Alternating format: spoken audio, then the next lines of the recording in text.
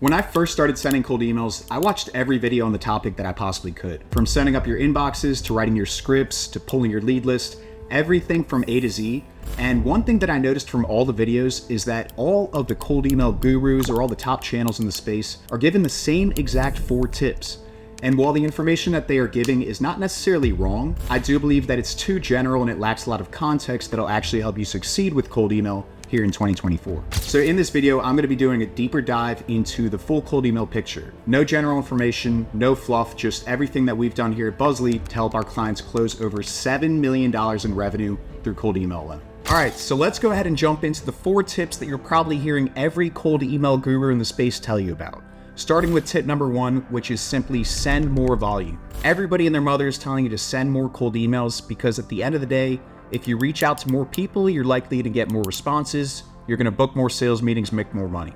It makes sense in theory, but I wanna give you an analogy that you could take to just put things into perspective. And let's pretend now that you're a striker or a forward for a soccer team, and your main objective is to score as many goals as you possibly can. You could go out and take 100 shots at the goal and maybe score 5 goals, but just think about all of the missed goals, the 95 opportunities that you missed out on, because you didn't practice your shot and you didn't practice increasing that conversion rate and striking more goals whenever you have the opportunity to. Cold email in itself is really not all that different. Imagine how many leads and missed opportunities that you have simply because you didn't practice writing a better script or positioning your offer in the right way. Lead lists themselves are not exactly cheap, and spending hundreds of dollars every couple of weeks to fill up a new lead list, only to find yourself running out of leads after 3 weeks with 0 opportunities or 0 money to show for it, isn't exactly a scalable solution with cold email. So the next time that you're gonna go out and launch your first campaign, one thing that I want you to focus on is having at least 4 different variations of your first email so that you could test out different angles, offers, ways that you're positioning your service to really figure out what works best. And the one thing, the key takeaway from this first tip is focus on better first and then more in that exact order. So you want to focus on finding the winning scripts with low volume. Once you figure out what scripts are resonating with the market, then you want to go ahead and add a lot of volume to that and start reaching out to more prospects because you know that you're reaching out with winning message instead of reaching out blind. So I'm actually going to jump into an example here so you can see exactly what I'm talking about. Now, last week on the dot, we actually just signed a new client, and this client, what they do, their service is that they do LinkedIn ghostwriting services for different B2B service businesses, agencies, and then SaaS companies. So they're essentially helping other companies try to inbound more leads by building an authority figure on LinkedIn by posting content for them on a frequent basis. And we had launched our first campaign, but prior to just going out and blasting out a ton of volume, we really wanted to figure out a couple of different ways that we could position the service to figure out what's going to resonate best with the market before we start tacking on a ton of volume. So here we could see we've only contacted 532 leads in total. It's been 1 week. September 17th is when we launched this campaign at first. And you can see that there's only 1,900 leads in this campaign in total. But the thing that I want to show you is that we actually created 10 different variations of the first message. So the first email that we're sending out, I'd recommended that you start with at least 4 different variations to test out your scripts. We started with 10, and then the difference between these 10 different variations is we're essentially changing different variations of the script. So we're changing the first line that we're sending to people. It could be a pain point question, an engaging question that we're sending to them. It could be a personalized compliment. We're also changing the body of the message, the case studies that we're using, the companies that we're calling out in our scripts. And then we're also changing the call to actions on these. So if you're looking at, the call to action on script number 1, variation A, can I shoot over a quick video showing you how? Meanwhile, if we go over down here to one of the other scripts here, just to show you how it works, I can craft a custom long form post after a quick conversation, open to speaking. And so essentially you're just trying to mix up a whole bunch of different variations of your offer. You're trying to press on different pain points that your prospects might have. And the goal in mind here is to split test. So I have 10 different variations of email 1 across 1,900 leads. So that means that roughly 190 emails are going to go out for each of these variations. And then by the end of that campaign, I'll be able to figure out, did people respond better to email J than they did A? And then the ones that people responded to really well on, you're going to want to double down. And then the ones that people didn't respond to, you want to remove from your future campaigns. Once you figure out those winning scripts, then you tack on volume. So Smart Lead actually makes it really cool. And if we were to scroll on down here, I could see all 10 different variations of email A here. And then we could see we've only sent so far just over 50 emails to each of these different variations. And then over here, you could see how many replies am I getting. So general replies, it could be people who are not interested. It could be people who are interested, but essentially the two main components that you want to look at are your reply rates and then your positive reply rates. And you want to see, are there any outliers here that are clearly performing a lot better than the other scripts? Because if so, I want to make sure that I'm sending that message more frequently as I start to add on more volume. So here we could see, and I always say that positive response rate, that's your clearest indicator of a winning script. We could see that email 1B, email 1F, email 1G, this one has 4 positive responses in comparison to a lot that have 0, and then the other 2 that only have 1. I'm gonna give it more room and start sending more volume. Like I said, we have 1,900 leads. So we want to test out how is the market going to respond to all 10 of these variations. And after we've sent, roughly 200 emails, I think we're going to have some clear winners here. And then the ones that didn't get responses, we're going to remove those from our campaigns overall. And we're just going to focus on the ones that actually got responses from prospects. So like I mentioned before, you first want to focus on better, then more in that specific order. The only thing is though, you can't really focus on better emails if the emails that you're sending aren't really relevant to the people that you're reaching out to, which actually takes me on to my next step, which is tip number 2. Most gurus, they're going to tell you that you want to personalize your emails. And I think that that's complete bogus. And I think that rather than focusing on personalization, you want to focus on relevance more than anything. Almost every cold email, they're going to tell you to check out these cool tools, like clay.com, or they're going to tell you to check out quick lines and put together some personalized compliment for your first line so that when you're reaching out to people, you already gave them a compliment, you looked at their profile, and honestly, it's so cookie cutter, it's so outdated, washed out that it really doesn't matter, and people could sniff the AI-driven lines from a mile away. So I like to tell people over anything else, make sure that your emails are relevant. And I'm going to show you what I mean for this specific use case as well. And we're going to rely on ChatGPT because when you're conducting your campaigns, you need to make sure that first you understand who the market is that you're reaching out to. How does your solution actually help solve their problems? And what pain points do they have that you could open up your emails with and have engaging questions. So I come over here into ChatGPT. Like I had mentioned before, my client, they're doing LinkedIn ghostwriting services. They focus on SaaS companies, and then they focus on agencies and B2B service companies, which are kind of tied together. And the question that I asked ChatGPT is the people that I'm reaching out to, I'm going after CEOs, founders, owners, and CMOs. But what I specifically asked is how might SaaS owners' pain points and desires for LinkedIn ghostwriting services be different from an agency or a B2B service owner's pain points and desires, because that is going to influence what I want to start my scripts with in the actual emails. And there's a whole lot of good content here. I'm going to skip the fluff and just get to the key differences here. ChatGPT told it to me right. They said with SaaS owners, they're going to be more focused on their product. So they're product focused and they tend to need LinkedIn to generate scalable growth, attract larger leads on investments, maybe establish different partnerships, and their messaging is likely going to focus on industry innovation, product features, technology trends.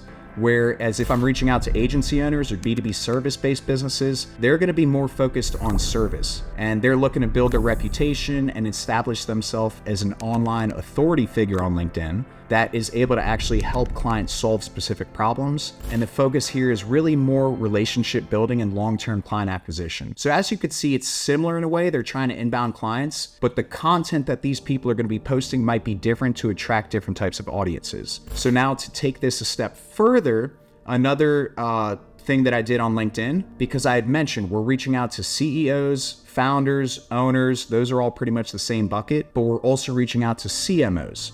The CMOs are likely going to deal with different problems, and there's other things that are keeping them up at night that might not relate to the CEO or the founder. The founder is looking at the granular overall business in general, while the CMO is focused on the marketing department specifically, because that's what they're in charge of. So in this question, I told ChatGPT that I'm trying to find engaging questions that I can lead with that are focused on relevant pain points that my solution with the LinkedIn ghostwriting service can actually solve. So can you give me a few opening, engaging questions that press fear, that are specific to the job titles that I'm targeting? Now, what ChatGPT told me for the CEOs and founders, the first one is great. Are you missing out on potential high-value partnerships and leads, or maybe investors, because your LinkedIn presence isn't consistently engaging your target audience? Whereas if I'm focused on a chief marketing officer and I'm sending them a cold email, something better that's more relatable to them might be how much of your content strategy is falling flat because your leadership team, aka the CEO, owner, president, C-suite executives, just the leadership team in general, isn't actively engaging on LinkedIn. So the reason why I asked ChatGPT these questions is because these are what I want to include in my actual scripts. So now I've done my market research, I'm understanding the people that I'm reaching out to, the pain points that they have, how my solution can help them, and I want to plug those into my campaign. So I'm not sure if you're familiar with clay.com. I mentioned it for personalization beforehand. That's what the gurus tell you to use it for. I like using it for having unique data points, enriching my data, and segmenting lead lists, cleaning them up, and getting them ready for a kick-ass campaign. So here I have a lead list that has, owners, CMOs, founders, CEOs, and I essentially took those pain points, I plugged in a little formula, and if somebody is a CEO, like we could see in this case, they've got owner in their job title, I want to make sure that I'm using the pain point that was relevant to them. Are you missing out on potential high-value partnerships and leads because your LinkedIn presence isn't consistently engaging your target audience? And now the other engaging question that was directed towards the CMOs, I plugged those in and assigned them to all chief marketing officers. And now you could simply just take this lead list, and that's a variable that I could plug into Smart Lead. All the emails that I'm sending out, it's going to be a different first line depending on what their job title is, because I want to make sure that it is relevant to them. That is the key, relevance over everything. Just to show you one other nugget here, let's pretend that my client doing the LinkedIn ghostwriting services has a top tier level service where they could actually manage your CRM for you. And let's say that my client is an expert with HubSpot,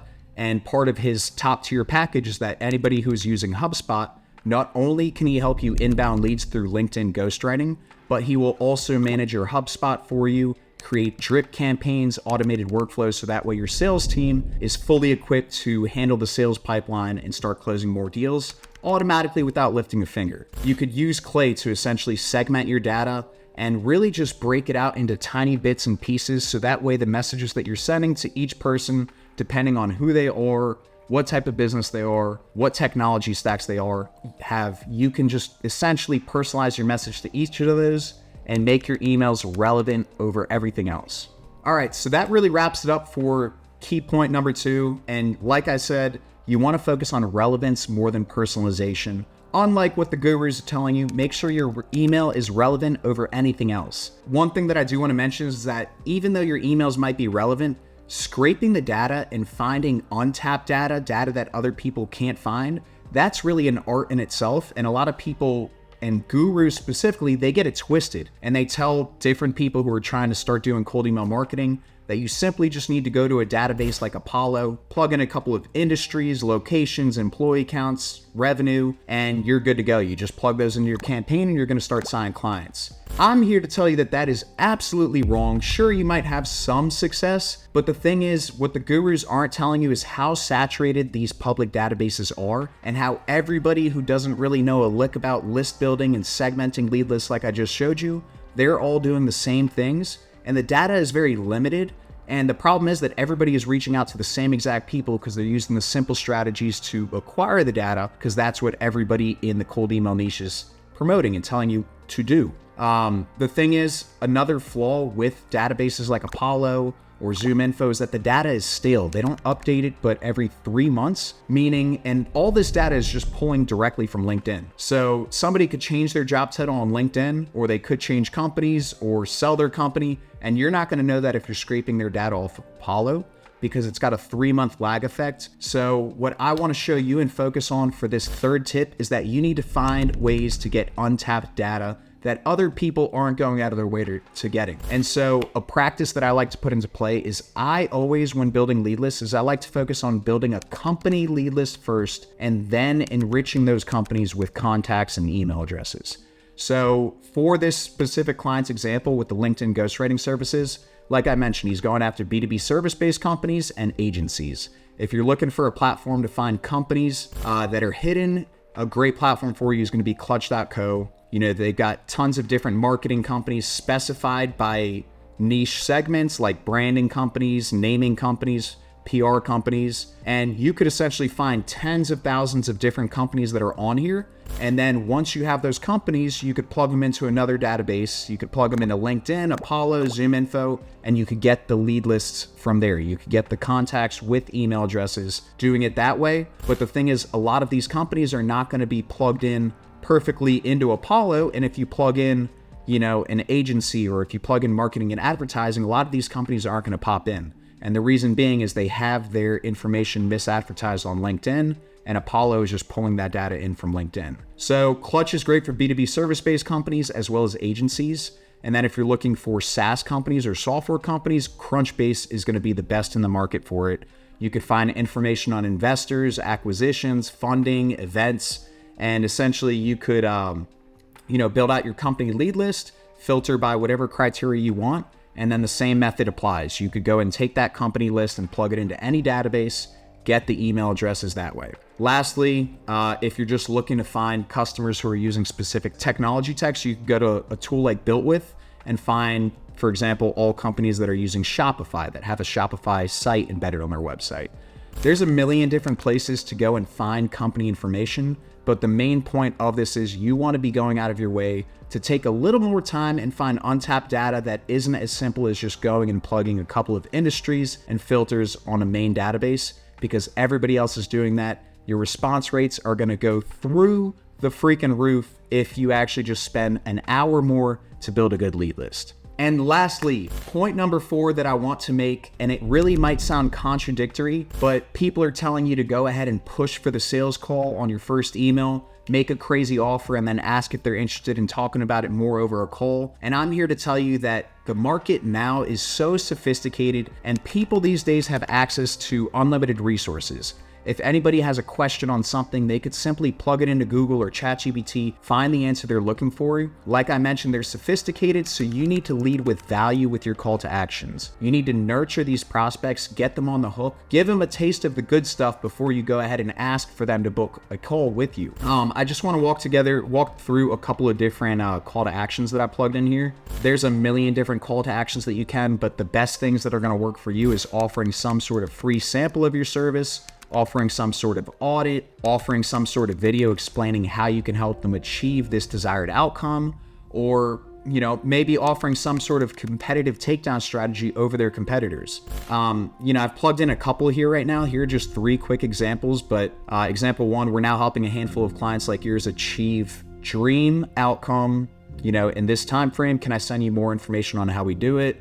Another one, I put together a playbook going over the exact strategy that we use to help a company like yours achieve these amazing results. Can I share that with you here? You get the idea, but essentially you want to lead with value, give them something so that they could chew on it, see what you're all about, and then you go and push for the call. After they've gotten some value, they're a warm prospect at that point, they've gotten a taste of the good stuff, and it leads to much higher conversion closing rates on your sales calls. That's point number 4 that I want to make, but don't just push straight for the call. Make sure to have value-packed call to actions, split test your call to actions, and essentially find something that is so good that people would typically pay for it and make it free, and use that as your bait to chum up the waters and get more prospects to actually want to book sales meetings for you. Once they express their interest, then you push for the sales call. And so I hope you all enjoyed that. That's just the 4 tips that you're probably hearing a ton of gurus in the cold email space tell you about. I do want to mention though that that's really just the tip of the iceberg. And in order for you to really have success with all cold email, of course, you need to focus on the 4 tips that I had just mentioned, or at least doing the contrary to what the gurus are telling you. But you really do need to know how to copywrite, because copywriting in itself is an art, and there's ways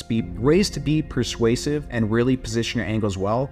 So if you enjoyed this video, then make sure to stick around for the next one, where we actually put together a whole copywriting guide. It's going to absolutely blow your mind away. And then if you want to just save yourself the time and the hassle of setting up inboxes, cold email campaigns, inbox management, copywriting in general, then just check out our website, buzzly.io. Book a sales call in. We'll have a chat, see if we could help you out from a lead generation perspective. Outside of that, I'll see y'all in the next one, guys. Make sure to check out this video.